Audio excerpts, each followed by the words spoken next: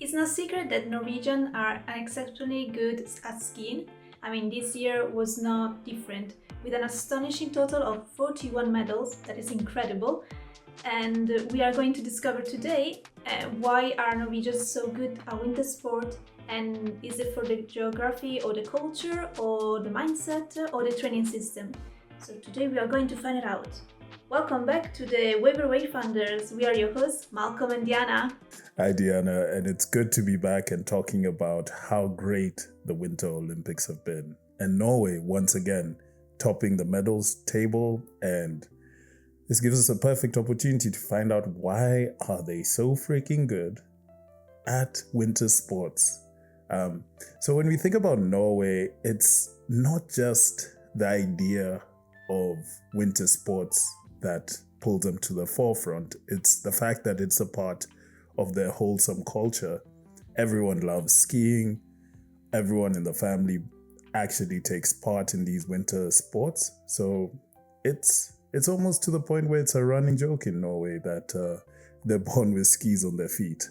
That's true. I mean, with all the golden medal that they won in skiing, that's something that we prove. They are born with skiing on their foot. So true, so true. And when I think about what really adds to why they're so good at these sports is that Norway also seems to have a very long ski season. We're talking November to May type of long. So it's a very wintry country, and it's got a couple of really popular resorts, ski resorts like Trysil, Hamstad, and Geilo. I know that when we look at skiing around the world, it's often seen as a very affluent, a very rich person's sport. But in Norway, it's completely different. It's really accessible because most of the trails are almost immediately available outside urban areas. And the resorts themselves are not really crowded, but really spacious and excellent for beginners and children. It's honestly, I'm thinking to myself, it's probably one of the best places to go and learn as a beginner. That's for sure. I mean, with all the skiing sites that they have, if you want to learn where to ski good, I mean, Norway is just a really perfect place. Maybe we could have a chance and go there and learn how to ski. Yeah, absolutely. And when we talk about something like the deep cultural roots, one of their top skiing and one of the people leading the Norway medal board for their country is Kalbo, who was actually coached by his granddad, Kari Hofstad, and since 15 has been deeply involved in winter sports, in skiing. And we find out that these people at some point even start skiing as young as 2 years old.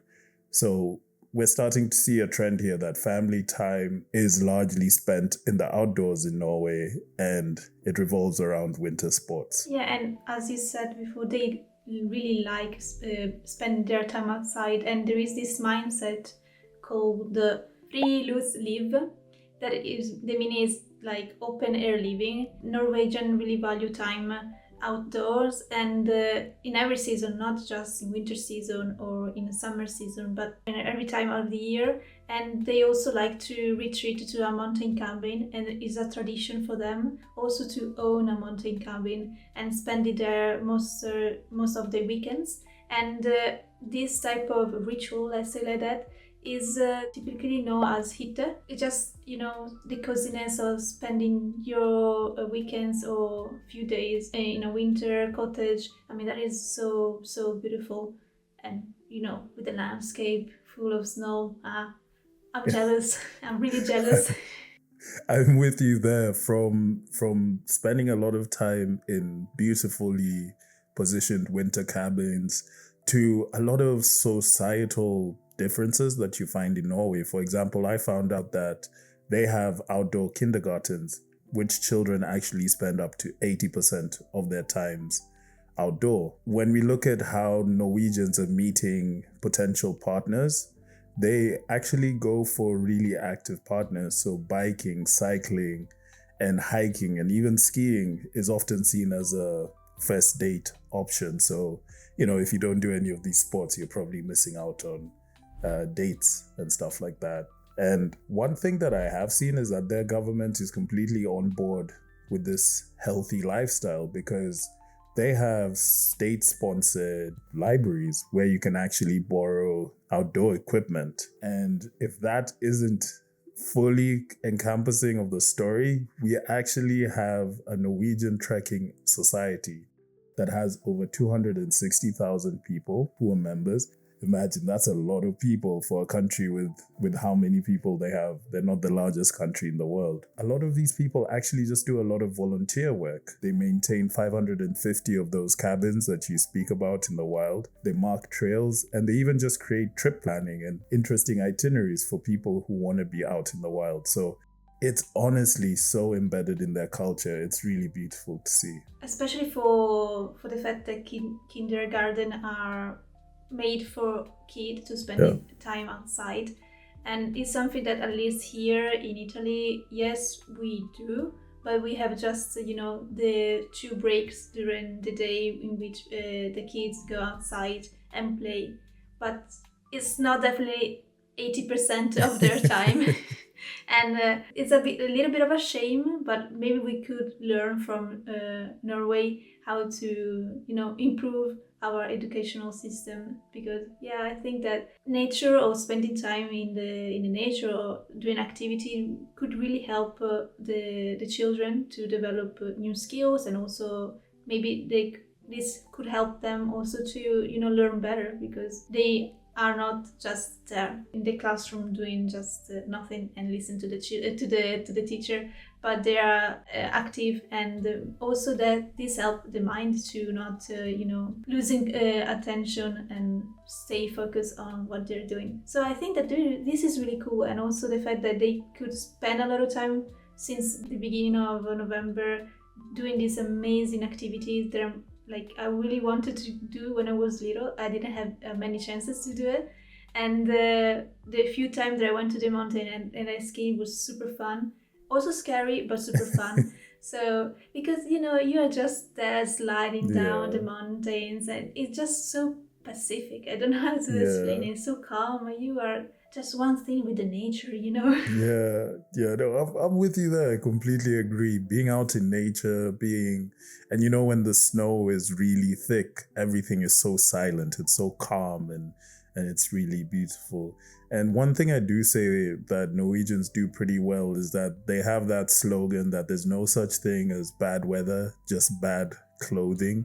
So it tells you that no matter how cold it is out there, they're going to get out and they're going to do some sort of activity. And that probably brings us to the point of where these activities happening, what parts of the country are really an interest point, and what are the cool, interesting activities they have from ski resorts and everything. Yeah, for example, I found 3 of the most famous skiing sites.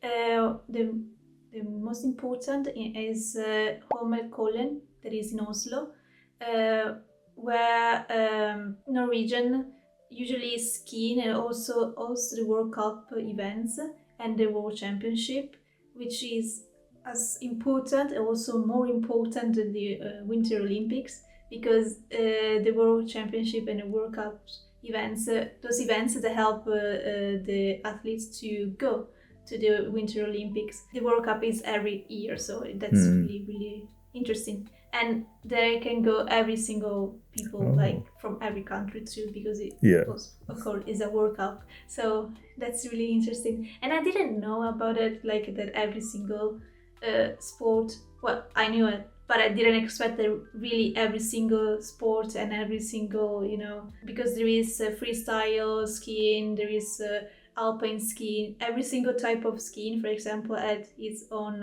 event, its own championship. And I didn't know it, and I was like, okay, that's so cool. I mean, they're out there really professionals that do this for a living, and they're amazing. I'm just thinking about what I saw during the Olympics, and I was like, wow, incredible. I don't know how they do it. I'm speechless. And wow, that was my reaction. Yeah, I agree with you, especially the fact that you can have so many different categories and so many different types of skiing. And each person is almost extremely professional and really focused on that one type of skiing. It was interesting to see. That's something I loved about the Olympics as well. If we talk about the different types of skiing activities they have out there as well, is that I found out about snow kiting. We all know about like windsurfing and sort of paragliding, and I feel like this is a similar kind of thing where you get a kite and you hop on a bunch of skis and you just go along on these massive flats, and it's almost extreme sport, but it's very unique, and that can be done in fjord in Norway, Hagestol, Hankenlister, and Finse. It's just unique to see that they have all these different types of sports and you can participate in them. So grab your skis or your snowboard. You don't even need to be in the mountains. You just need to be in a flat plateau area. You hook it up to your little kite and you have an ability to go snow kiting. So it's really beautiful. Wow. I mean, that's so cool. I want to do it. And I would say it doesn't even stop there, because you've also got like ski touring as well, which is almost like hiking in the outback, but on skis. And you can do this in some of the most beautiful places in the world, because that's something we're learning about Norway, is that it has beautiful natural landscapes from fjords to mountain tops. And we should probably actually get into a few of these destinations and see what makes them so unique. Yeah, because maybe Norway is a little bit underrated as a destination for a lot of people. We don't immediately think about Norway, but maybe after this video you will think about Norway as a destination because it's really beautiful. Yeah, I completely agree, and I think I'll kick us off with what Norway is kind of known for, which is the fjords, and why are fjords so popular. Even the ability to go from sea to summit, the idea of a massive sea entrance that then leads all the way to the top of a mountain,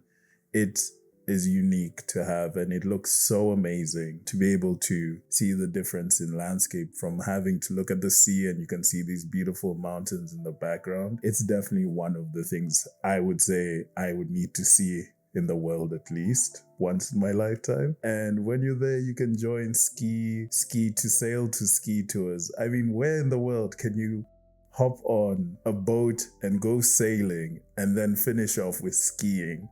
It's so unique. It's such a unique just thing. In Norway. You can do it just in Norway. Just in Norway. So you really got to look at some of these destinations, be it Lingen, Narvik, and it'll give you those really cool, unique sail to ski experiences. If you're into a more remote kind of adventure, you might as well head over to Svalbard, which will give you some great inland skiing, and it'll allow you to visit some magnificent mountains that are up there with maybe the Dolomites as well. Yeah, definitely. I mean, the landscape is just breathtaking. So yeah. I agree. When I look at, there's one of the villages that I particularly focused on, which was Hagestol, which is a mountain plateau, and it's a popular spot for hiking in the summer and of course skiing in the winter. What makes these destinations really different than a lot of countries around the world is that they're all accessible from bigger cities like Oslo. So you just grab a train and you will be dropped off where these are at Hagestol, and you can then get around by your bike if you took your bike with you, or you can just walk around. And because of the long winter periods in Norway, you just put your skis, grab your backpack, hop on the train, and you'll be skiing in a winter wonderland in no time. But if you want to visit not just the mountains but a little bit of the cities, you can go to Bergen. That is one of the most important cities of Norway. It's known as the capital of maritime, and is surrounded by 7 mountains and open to the North Sea. It's also iconic because it has this area called Bryggen. I think this is the pronunciation. We all know that we are going to pronounce really bad these names. We are sorry. Yeah. and it's protected by UNESCO because it's a beautiful and colorful wooden type of district. The houses are just so picturesque, and imagine having, behind you the white mountains and then these beautiful and colorful wooden houses. It's just breathtaking. And you can also walking through its narrow alleys and give this sense of medieval Nordic history. And from the city center, you can then grab the Flåbanen funicular and go to the top of the mountain. The name is Flåjen, and from there you can have a panoramic view of the fjord and the surrounding mountains. So you have just the city, the sea, and the mountains. Wow. What could ask more? Like, I mean, you have everything there. And I think I like what you mentioned there in terms of the colorful houses. That must look amazing when there's a lot of snow around and you just have that pop of bright colors. And during the sunset or the sunrise with the light of the sun. Yeah. I mean, that's incredible. Yeah. As photographers, we're like, yep, that's where we need to be. Yeah, exactly. Especially during the golden hour with that warm light. Nice. Perfect. I mean, when we're talking about cities that are right by the sea, we've got Snoggle, which is a small town in Snog de Forgen. It's the original center of Snogford, and it has a handful of hotels and small restaurants, but it was also, as the city that you spoke of, it was a town that's a collection of wooden houses along the shore. Even though now it's mostly surrounded by modern buildings, it's like most towns in Western Norway. It's a beautiful location on a great fjord. And once again, you can get there by boat, by plane, by bus, by car. And it's a fine destination for powder skiing, as it's known for its heavy snowfall. And if you want to move more to the north, you can go to Tromsø. It has a completely different atmosphere, and it is called capital of the Arctic because it's the best place in the world where you can experience the northern lights between September and March. So if you want to go now, maybe you should grab an airplane and just go and not miss the northern light, because this is the last month in which we could have the northern light. And during the summer, though, you can have the midnight sun because the sky brights for weeks. There is no sunset. Wow. So, I mean, that's beautiful. Maybe a little bit stressful because you never see the night. That could be a little bit tiring, and also you need to adapt. But I mean, seeing at least once, I think it's really cool. I would agree with you with that town, and it's beautiful, the idea of having endless sun. I would be happy with that. Yeah, a long day doing everything, like stay awake for the whole day, and then the next day because you say, well, the night is not coming, so I'm not going to sleep. Exactly. No, that's a beautiful town. I would have to add, like, one of the towns that I saw that was really unique as well has got to be Morde Robstad, which is in West Norway.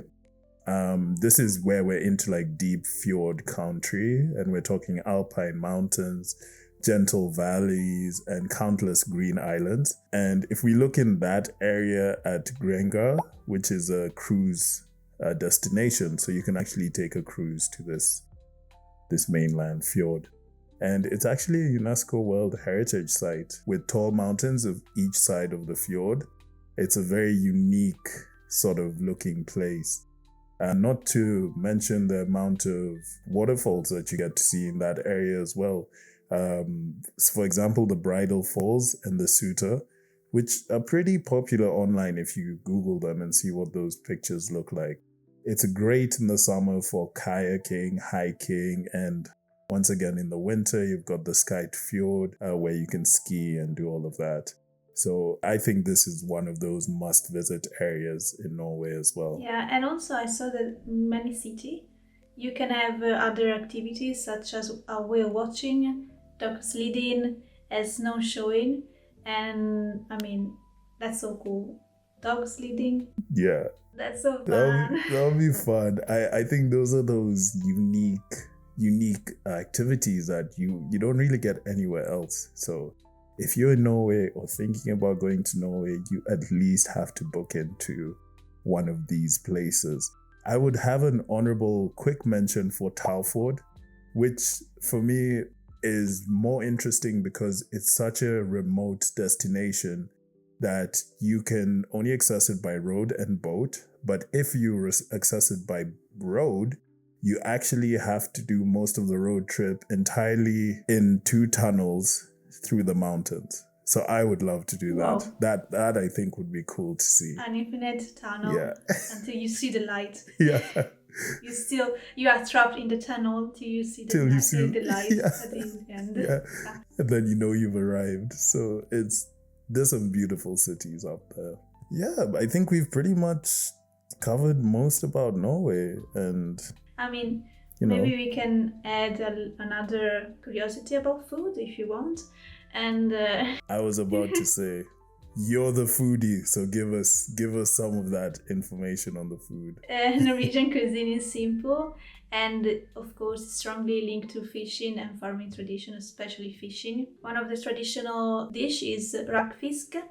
There is fermented trout and especially typical of the mountain regions. Then we also have the klippfisk, that is a salted dried cod. But if you are more into meat, you can have a lamb and cabbage stew. That is the national dish of Norway, called farikal. But if you are like, I don't like fish, I don't like meat, I prefer cheese, well, you should have brownost, which is a brown caramelized whey cheese. It's really unique type of taste because, it's salted and then cheese and then sweet and it's nice. Yeah. I think I'd love to try that. That sounds like a dish I want to have. Your meal, you should have, of course, a dessert, and one of the typical dessert is velle, a soft pancake often served with butter and sugar. So, the typical pancakes, but in a Norwegian way. I think that's cool. I think all of those meals sound delicious. I can see myself having the cheese sauce and pancakes to finish it off. Me too. Especially the pancakes. I love sweet food, so pancake, I mean, in this case, velle. I would love to have it. Yeah, I'm with you there. So there we go. Like, Norway is obviously the place to visit if you're looking for beautiful sights, good activity, winter sports, and tasty food.